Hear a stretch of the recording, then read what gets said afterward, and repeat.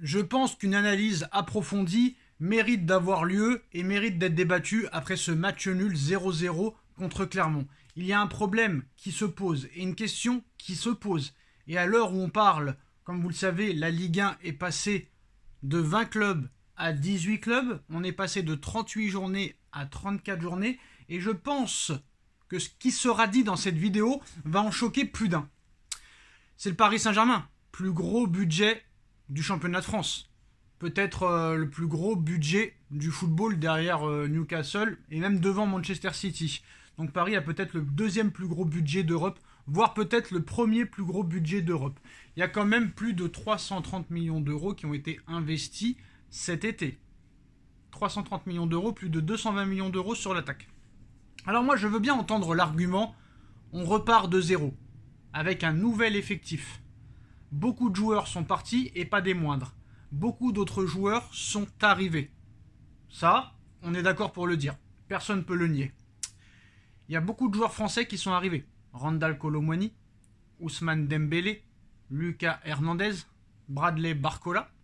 Et en plus de ça, Warren Zaïre-Emery, Presnel Kipembe sont déjà là. Donc il y a beaucoup de Français cette saison. On repart de zéro. Et l'excuse est toujours l'argumentaire fatal qui ne peut pas être compris à 100% quand on voit des matchs de la sorte. Laissez l'entraîneur travailler. Mais ça, je ne l'ai jamais contesté. Je suis d'accord qu'il faut laisser travailler un entraîneur. Mais je doute que l'entraîneur qui est en place sache se remettre en question. Rappel, première journée du championnat, 0-0 contre Lorient, où on s'est gravement ennuyé. Deuxième match, match nul contre Toulouse, où on s'est gravement ennuyé. C'est quand même déjà 2 matchs nuls contre des équipes qui vont jouer le maintien ou au plus le milieu de tableau. Donc tu te dis c'est pas grave, c'est le début du championnat. Troisième journée, tu balances.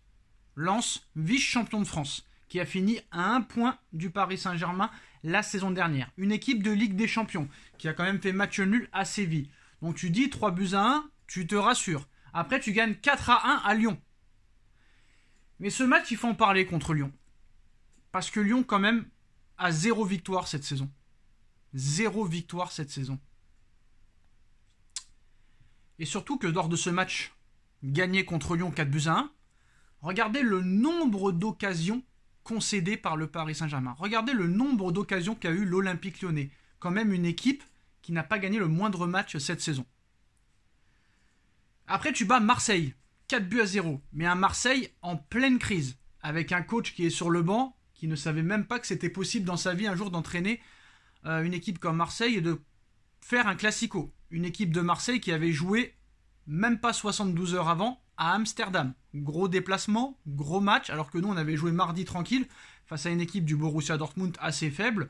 Donc on avait non seulement 48 heures de plus, et en plus de ça, on avait un plus gros effectif, et en plus de ça, eux étaient en crise. Et en plus, on jouait à domicile contre une équipe de Marseille très faible. Et là, on fait match nul contre Clermont, sans montrer grand-chose.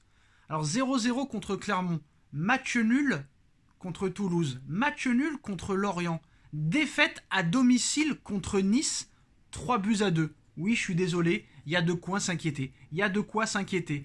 Et c'est pas la peine de donner l'argument, il faut laisser travailler, Oui, il faut laisser travailler, mais un minimum quand même. Avec un recrutement de la sorte, avec des joueurs qui se connaissent quand même. Faut arrêter de me dire qu'ils se connaissent pas. Lucas Hernandez, Kylian Mbappé, Randal Kolo Muani, Ousmane Dembélé, ça fait des années qu'ils jouent ensemble en équipe de France. Donc faut arrêter de nous expliquer très clairement que là ils se connaissent pas. Contre Marseille, on disait pas ça. Contre Lyon, on disait pas ça. Contre Dortmund, on disait pas ça.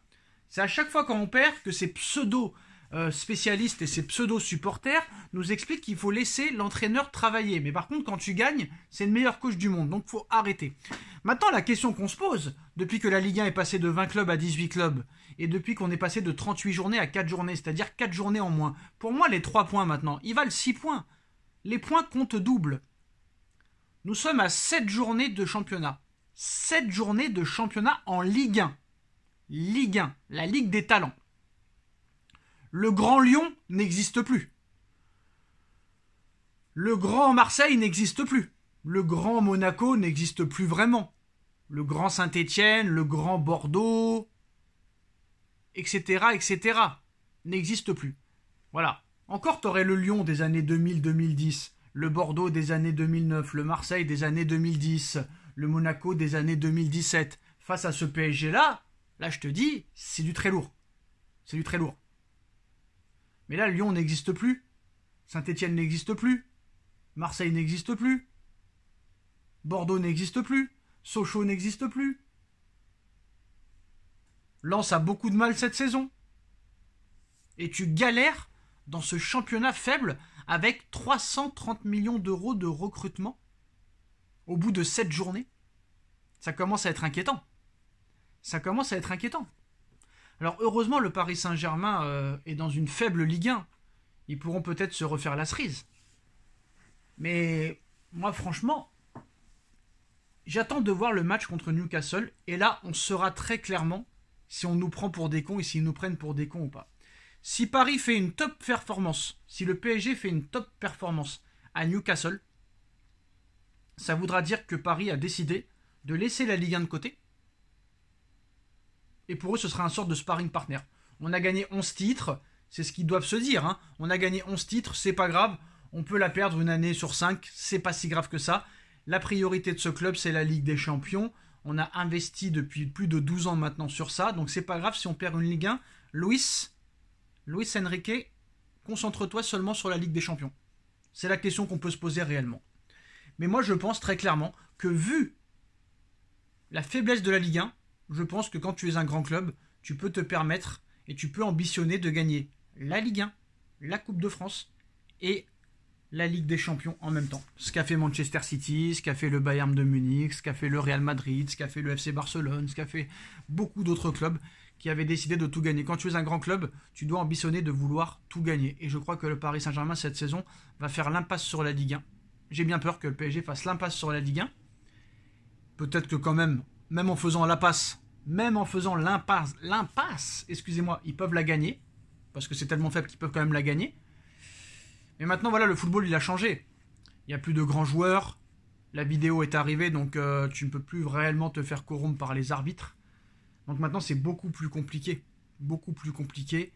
Et il va falloir aussi que Luis Enrique se remette en question.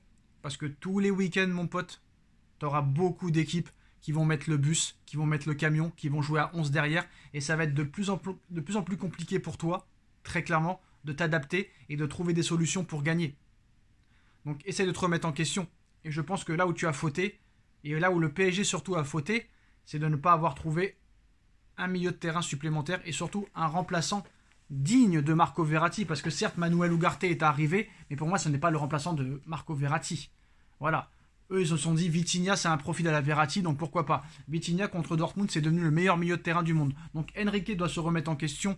La direction, elle, peut-être, s'est déjà remise en question, mais il va falloir expliquer à monsieur Enrique que sans milieu de terrain, il n'y a pas réellement de colonne vertébrale, et qu'en plus de ça, très clairement, il faut te remettre en question, essayer de nouveaux systèmes de jeu, parce que tu vas te retrouver avec beaucoup d'équipes très défensives qui vont jouer à 11 derrière, qui vont mettre le bus, le camion, et ça va être très compliqué de trouver des failles. Remets-toi en question très vite, sinon on va au-delà de très grandes déconvenues, je pense. Donc maintenant, on verra si Paris se concentre seulement sur la Ligue des Champions. S'ils font un top match contre Newcastle, ça voudra dire que Paris est à 1000% sur la Ligue des Champions et pas vraiment à 100% sur la Ligue 1, même s'ils peuvent quand même gagner la Ligue 1. Mais bon, je suis quand même assez inquiet, vivement qu'on voie ce qui va se passer mardi soir face à une équipe de Newcastle qui est en pleine bourre. On like, on partage, on commente, on s'abonne et on se retrouve très vite pour une nouvelle vidéo. Tchuss.